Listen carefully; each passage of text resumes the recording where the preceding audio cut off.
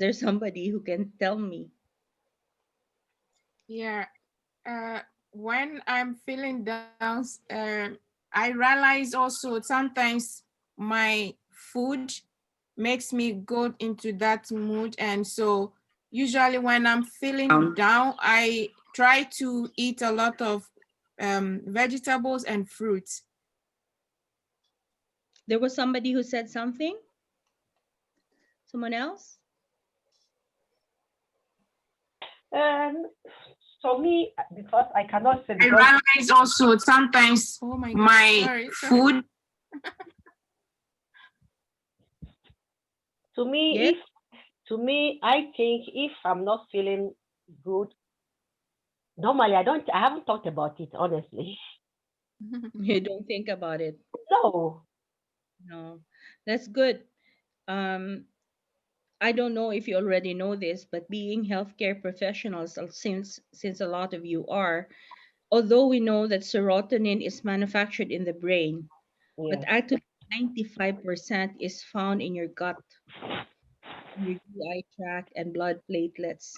Mm. So there is logic, and your gut is also lined, or your gastrointestinal tract is also lined with 100 million nerve cells or neurons, which also your emotions. We know the serotonin influences metabolism and all of these things. So there is logic in eating the right kind of food. They say, well, studies show that carbohydrate rich and sugar rich food, you know, has a depressive effect in your brain, and this goes all the way to serotonin metabolism.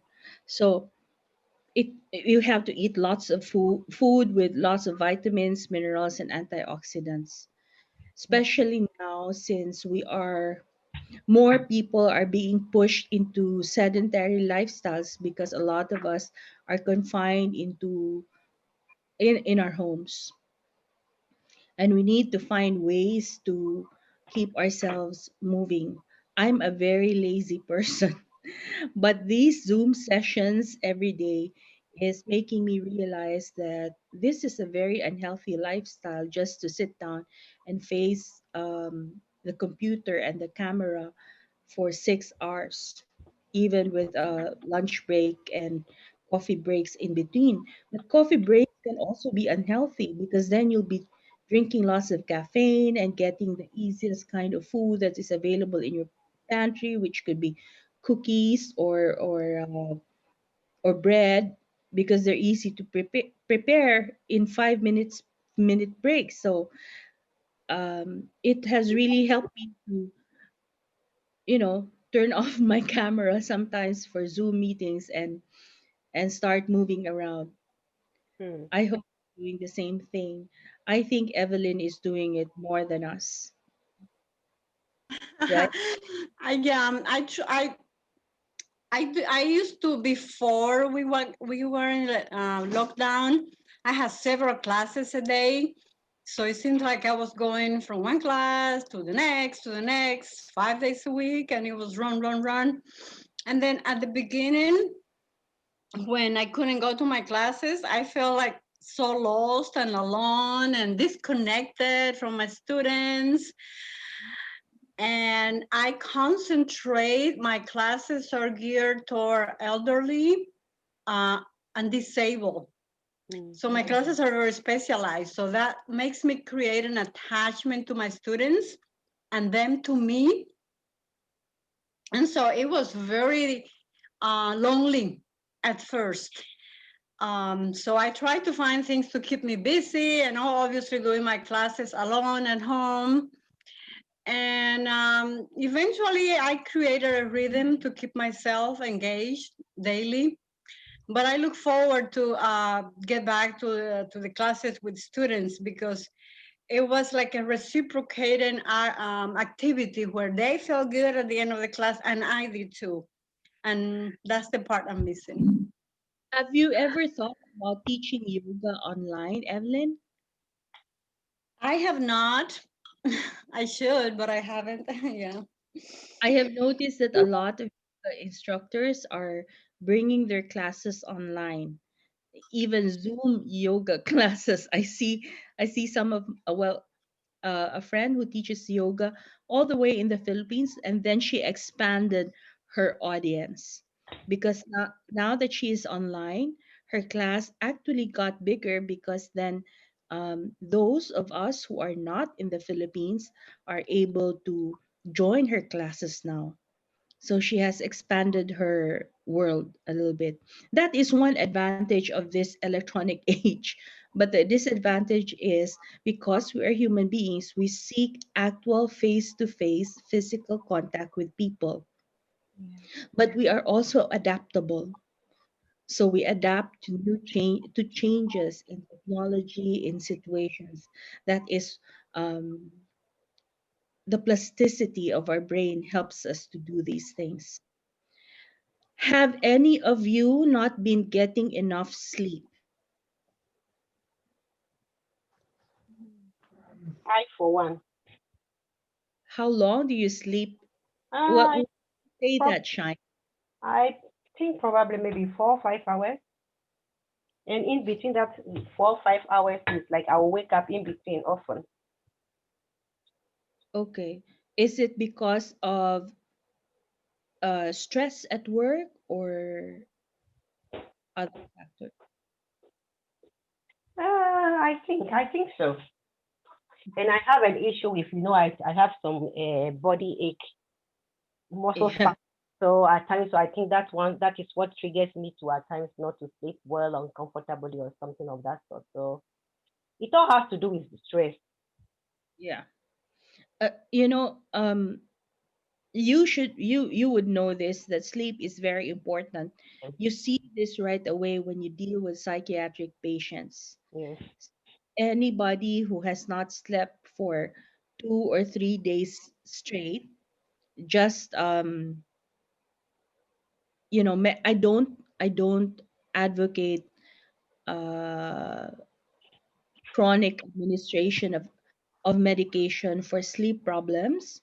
I always believe that a sleep routine is always essential in developing good sleeping patterns. But you would see that those who are given medications after their insomnia has become very, you know, clinical, hasn't slept for more than 24 hours, once they rest for the whole night, entire night, maybe 8 hours minimum, sometimes some of them who have been manic for 4 days, not doing anything, they wake up refreshed and normal, according to normal standards. They are now speaking coherently.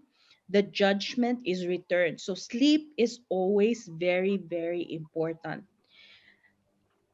One of the things that I have noticed that trouble people who are trying to get to sleep is the use of technology, mobile phones, the TV. Some people use the TV to get them to sleep.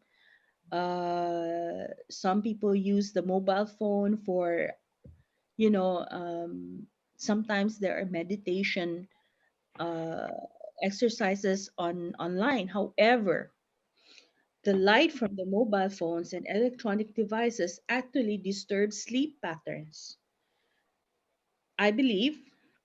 And sometimes, I do notice in a lot of my patients that they expect after taking sleep medication that it would just knock them out right away. And they would say, I just want to use my phone until I sleep. But it doesn't work that way. You have to bore your body into resting.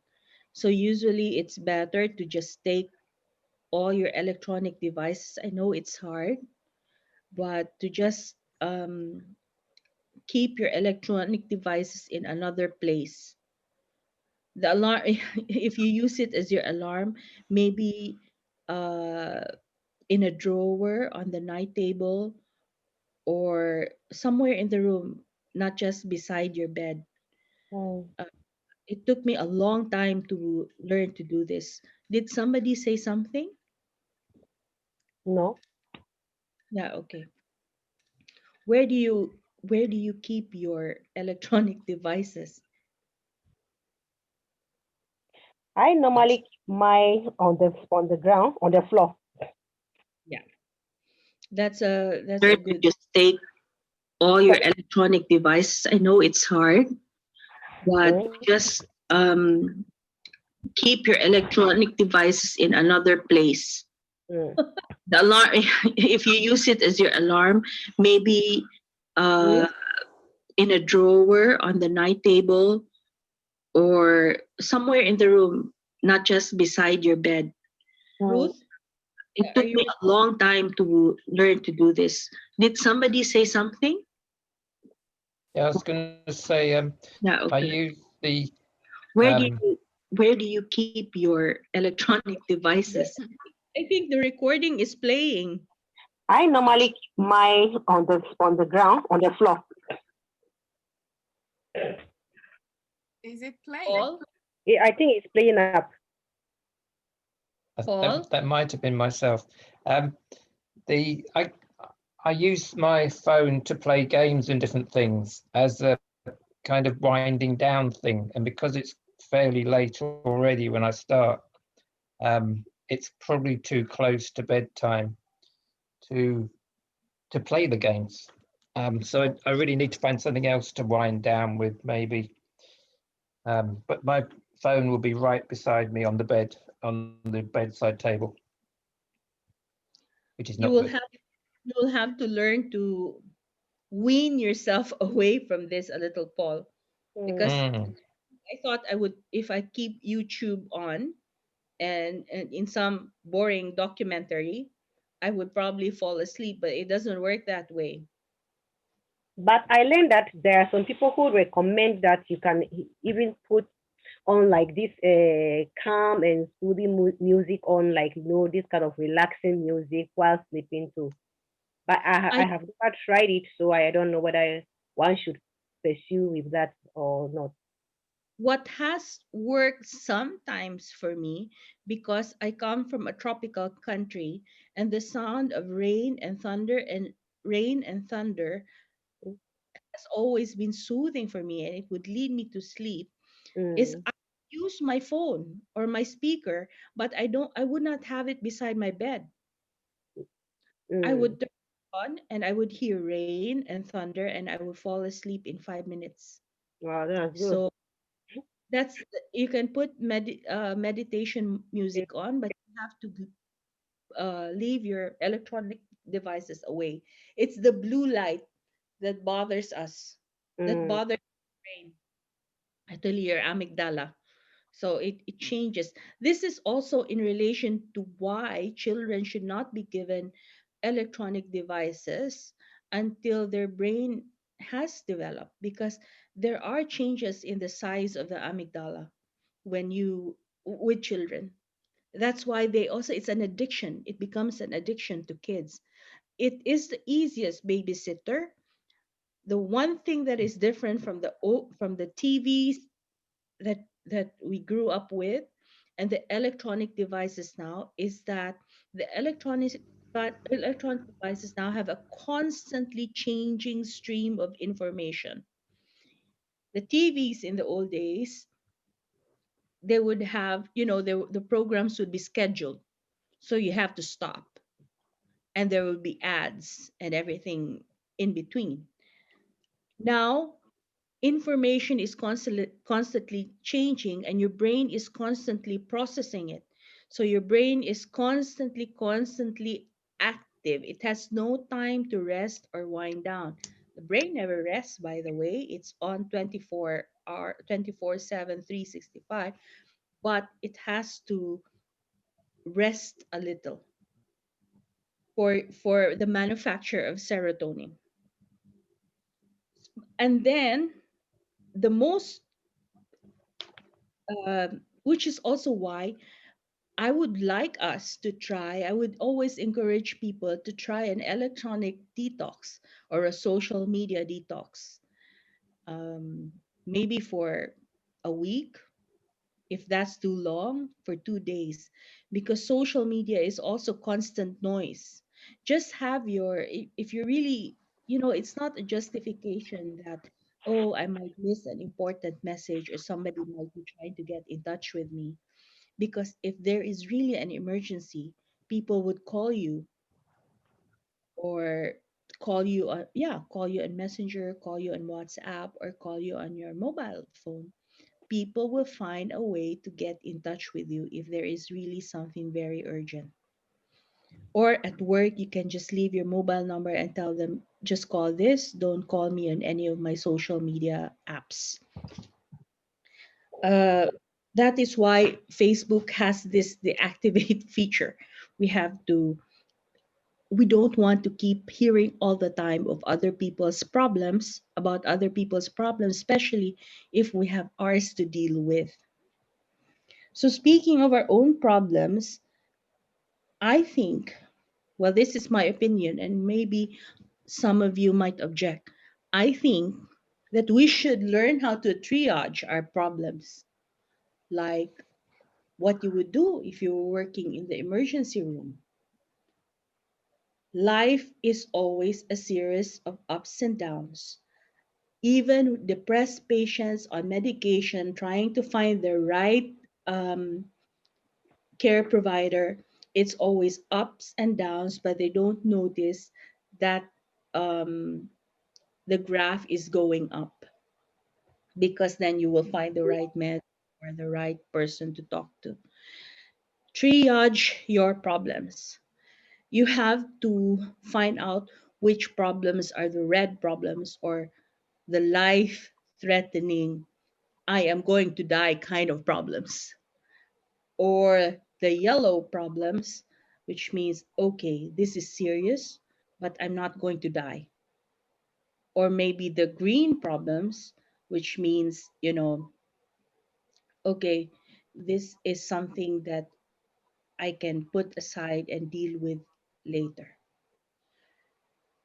In the hospital, there are sometimes, problems that you cannot, when somebody comes in and you can tell that, hey, we cannot do something, we cannot do anything for this patient.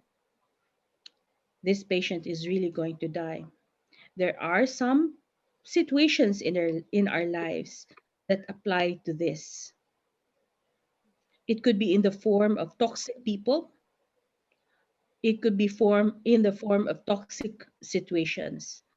I know that all of you grew up thinking, everyone I have spoken to, they grew up thinking that, oh, I am strong. I need to put up a strong front because I'm a powerful and strong person. But no, if the situation is toxic, if the relationship is toxic, learn to say no and walk away. Has anyone encountered this in their lives and wish they had? Yes, I have. I have on several occasions. And Yes.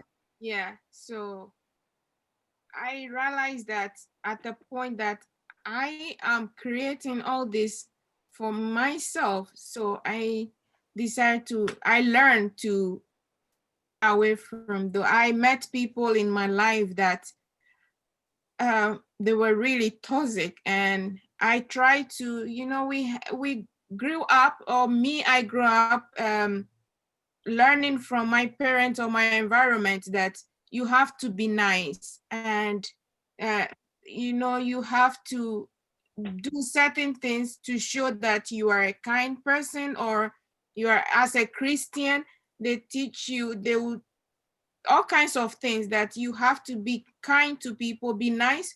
And we didn't, I grew up not defining this act correctly. So I thought allowing myself to be bullied or to do too much for people, that would label me as a nice person. But that's what most of us, we do. We go about our daily life by giving ourselves to others or doing too much and forgetting to love ourselves. So in all, I would say that I used to love people more than I love myself. And not everyone that you meet doing those things to that are the right people or are the right things that you are doing. Most of the times we deviate a lot thinking that we are doing the right thing or we are making the right calls. So I've met a lot of people and now I learned to stay away from that and I'm very happy. That's right. Walk away, Yes. because all this anxiety, depression, fear, and anger are just activating all your cancer cells that are dormant in your body.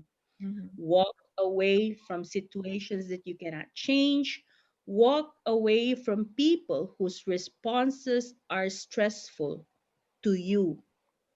If you cannot change them, or if they are not willing to change and you see that their mindset is really that, then learn to walk away. That's the thing that I always tell people, because we grew up thinking that, hey, you have to be nice, to be strong, to be good to everyone. But walking away has been the one saving grace in my life. You can be the happiest in your life as if you learn to walk away. Very true. So you have to triage your problems, get enough sleep, change your diet, try an electronic detox, and also learn why are you responding to these situations or stressors this way. And we have to also teach ourselves that all these bad feelings that we feel, like um, grief, anger, stress, loss, and rejection, are really normal feelings. They are normal feelings. They come and they go. You are in the same way that happiness is also a normal feeling. And do not look for, oh, I want to, do not look for happy all the time. You will just feel it if you learn to walk away and learn to understand that life is too short to be normal. Life is too short to hold a front, a good front, and say that I'm okay. Saying things, I always tell my patients this: when you give words or give voice to your feelings, when you give words and you give voice to your feeling, it's like you have an infection, and you have to air. You have an infection from an anaerobic or a bacteria that grows in places that do not have oxygen. They become toxic and grow and fester and become septic in your body. I always tell people that this is like opening up a wound with this kind of bacteria, airing it out for it to heal. Give voice to your feelings, because giving voice to your feelings helps you identify why. You might have a few breakdowns, but you will also have breakthroughs. And I think, I would have wanted to share with you a few videos on on Mm, anxiety and depression, but we will probably do this at some other time. But I think for now, my take home message, because I am a journal therapist also, mm, I always tell people that giving voice, which does not mean you have to say it out loud, it also means writing it down. And you don't have to write a whole diary entry like Dear Diary, blah, blah, blah, and then you fill up a whole page. No. You take it has to be physical. I'm not such a or okay, you can do it on a phone, but it has to be on a notepad on the phone. Every day, write in bullets, just bullets. Like when you prepare a grocery list, answer questions like, what am I going to be today? how you know, you with something that is answerable by I'm going to be happy today. I always feel that you need to do one good thing a day. It has to be anonymous. It could be as simple as making a cup of coffee for a friend and bringing it. You don't have to say anything. You don't need to expect a thank you. It is just for you to feel good about yourself and the world in general. I feel that if every one of us does one good thing a day, the world will be a happier place. Or it could even be as simple as holding the door for somebody who is walking into the building. It just very, very simple things. What am I going to be today? Write in a bullet what good thing you plan to do today. And then the third would be what what do you want, what one thing do you want to accomplish that day? It has to be very, very doable. And don't be disappointed if you don't do it at the end of the day, because then you can just move it on to the next day. So tonight, I know this is very short talk, but tonight I want you to write down your bullet points for tomorrow, if it's possible, and then you can add more as you go along. After 1 week, go back to the first day that you wrote your bullet points and see how far you've gone. You will be amazed, really, and how far you've accomplished in the 7 days that you've been doing just this three bullet points. Can Does I? anybody? Yeah, please. I agree with what you're saying. I like the idea of journaling and all that things, but sometimes we find ourselves in very difficult situations that we want to be in. Like you take the single parent struggling with their child, and they don't want to be out of that situation. They want to struggle with their child. And like myself, I want to look after my wife. I'm her main carer, and I don't want Yes. someone else because of COVID-19. So Mm-hmm. that's kind of another side of the stress of life, I suppose, from there. Um, so we can still journal, can't we, and what have you? And Yes, absolutely. Because you only write down the what applies to your situation. mm, Just three bullet points in a day. Like it could be as simple as today I will make my wife smile. yes, Something like surprise her with something. Could be as simple as that. Or today I will, you know, fix the fridge, arrange the fridge according to how I want it. It could be, it gives me my friends know that when I get really angry, I clean. And if I get really depressed, I cook too much. So I bring it to wherever I'm working or studying and share food. It just gives you some new thing. I was in a very I'd like to share with you. I was in a very um dysfunctional relationship for 10 years. And in that I still found joy in it in mm, some way, because I would do my three bullet points. It just ended because something happened, and finally I walked away because of that.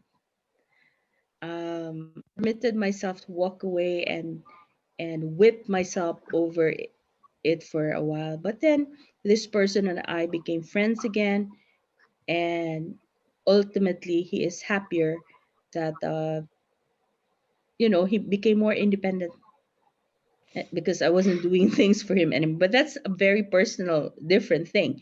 We all have, what I'm trying to say is that we all have our unique personal struggles, And we can live in these struggles and still find joy in the little things that we do.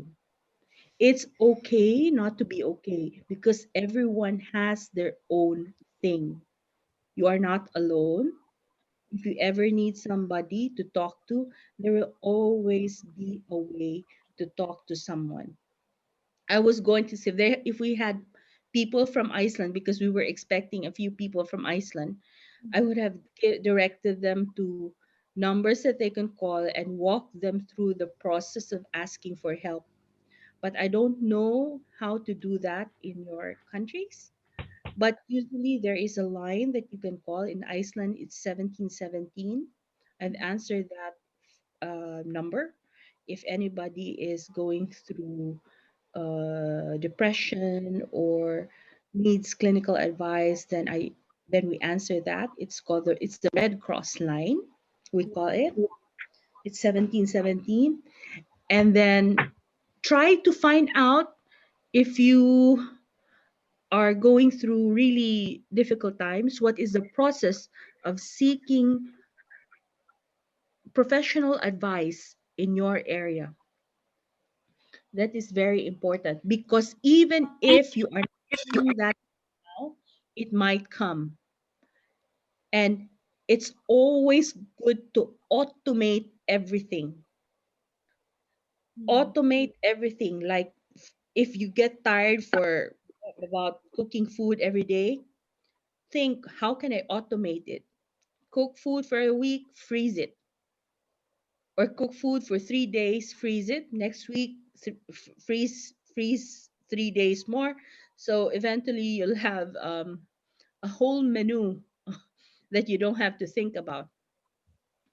Automate what you can. Automate your grocery list.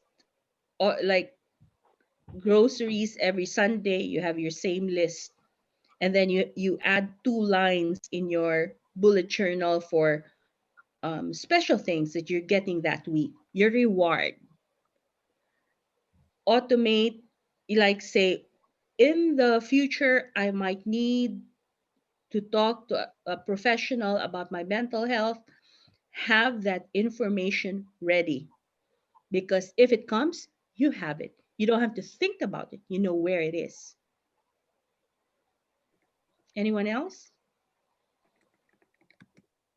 Yeah, if I will add to that, um, I think this what you are saying is very important and it's very necessary because we um we learn from our society and our environment to be strong. For instance, if someone asks you, "How are you?"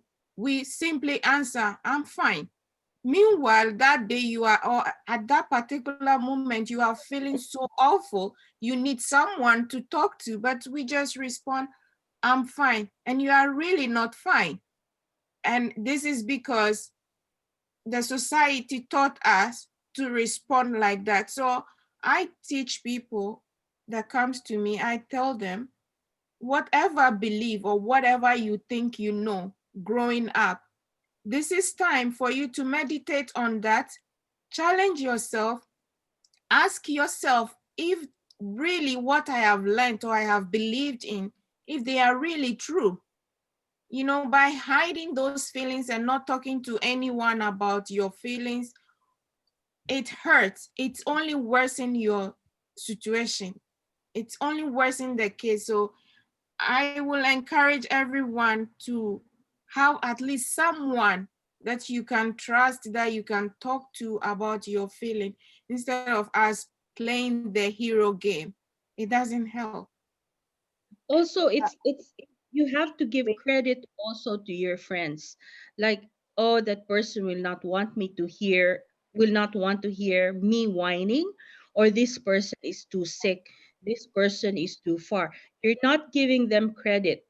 Also, I've also learned to say to people if I'm not feeling good and they ask me, how are you?"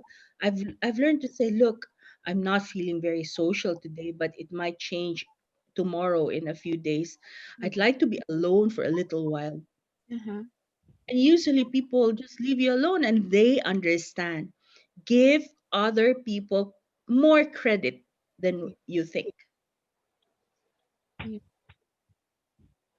That's true. Anyone want to share? I was thinking like it's not everybody that you can trust.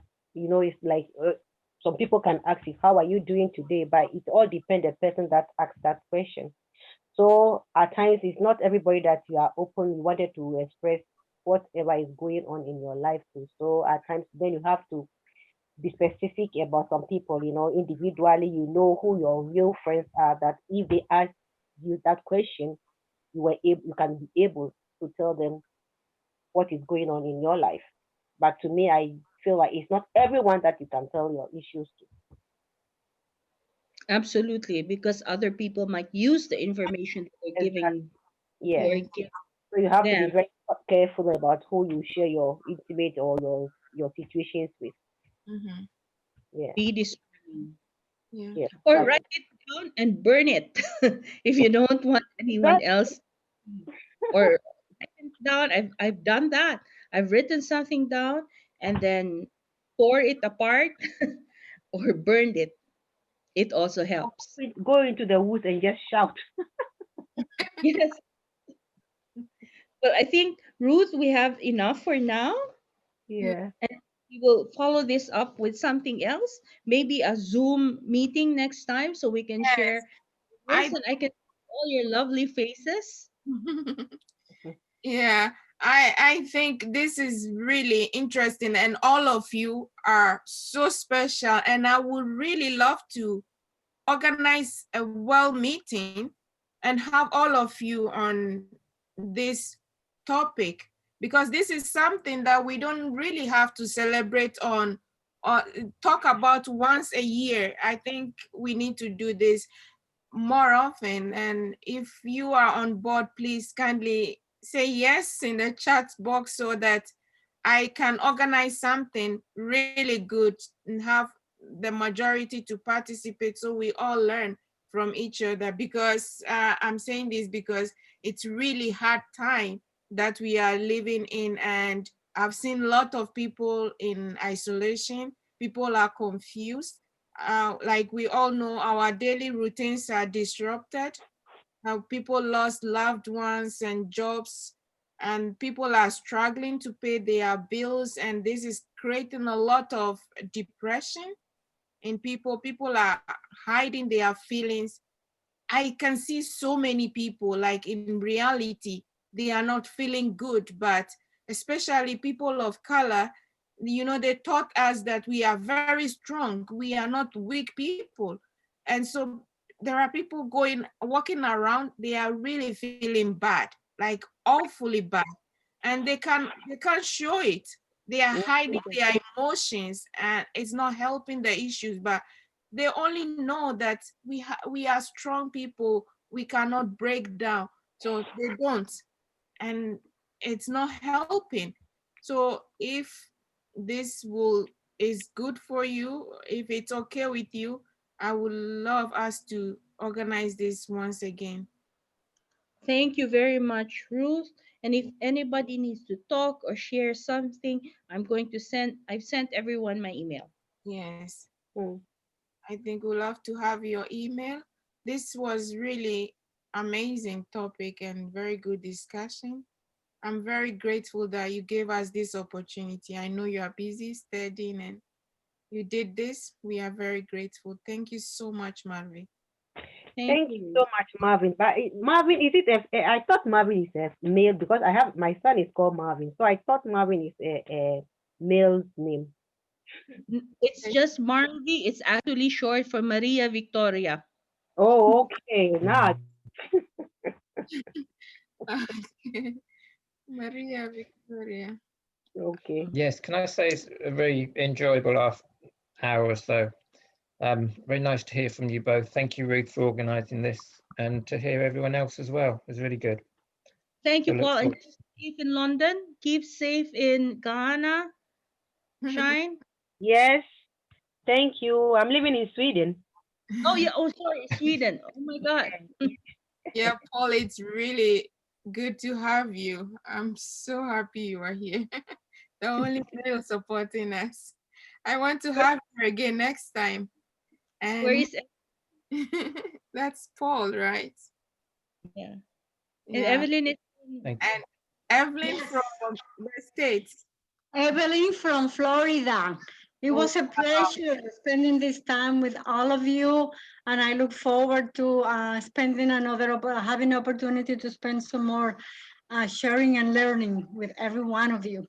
let's next connect time. all of you, video please. Yeah. Evelyn. So I will do this and have your name on the next program. And so if it will be good if you can send me your contact, and then I'll send them to Marville also. All right. Thank you very much, Ruth. Have a great rest of the week. Thank you too. Thank you. Everyone be safe. Yeah. Thank you. Thank you, Shine. Thank you, Evelyn. Thank you. Thank you all for having me. Thank you. Bye. Bye. Bye bye. Bye bye.